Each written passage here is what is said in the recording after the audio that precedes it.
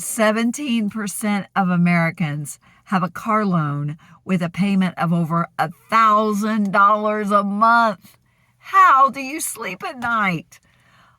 I do not think I could. I cannot relax and enjoy anything, especially thinking about retirement.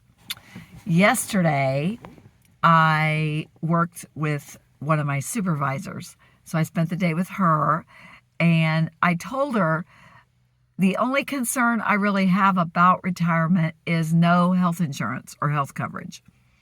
I've talked with a couple other people, and I know of a few people my age who just do not have health coverage. They just roll the dice, and they're like, I'm healthy. I only have a few years to wait till Medicare kicks in, so just no insurance, no health coverage.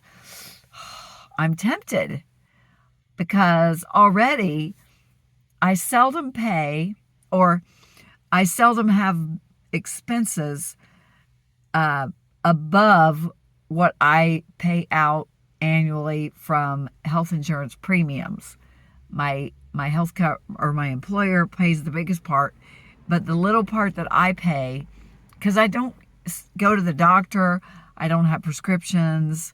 I mean, I go a couple times a year, and I keep all that maintenance stuff, but it's still, I don't know if it always equals more than what I'm paying in premiums, which I realize only one time, one sickness, one condition, one accident, one thing you could lose everything.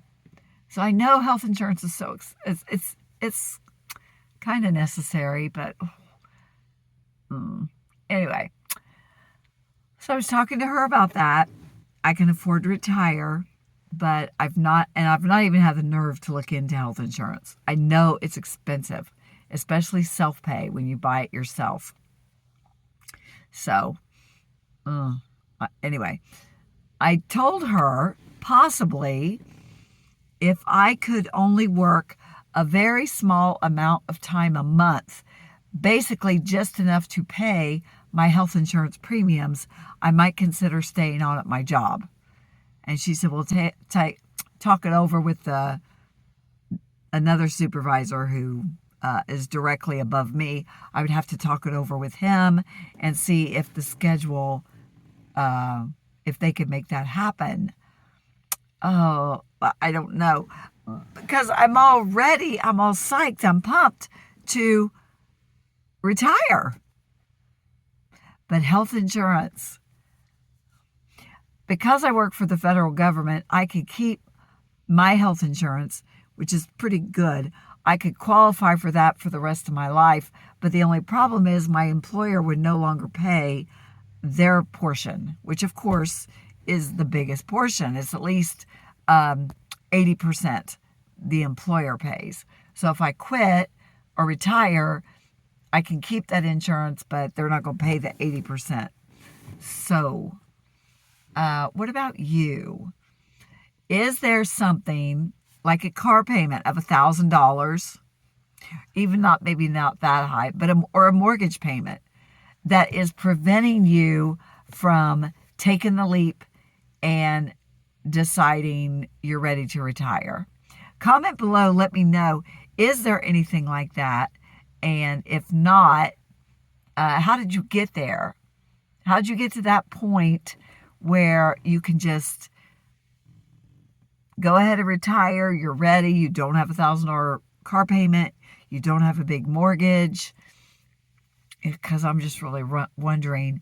And like and subscribe if you haven't already as we go on this journey together. But I really want to retire now. I'm really ready, but I don't know what to do about health coverage. And if you had $1,000 car payment, now with that, it might not be so bad because you could always sell the car. But you might be, if you have a payment that big, you're probably upside down on the car payment. So I don't know. I think I'm ready. As far as daily bills, I live in the Midwest. Cost of living is relatively low compared to other parts of the country and definitely other parts of the world. So you don't need a huge income to live pretty decently here. And I have very small expenses and needs. Yeah, I've always lived, I'm kind of a tight one. I've always lived relatively inexpensively. So, and I can, I plan to keep that up. But health insurance. So I don't know. I'm going to talk to some people. I've been praying about it.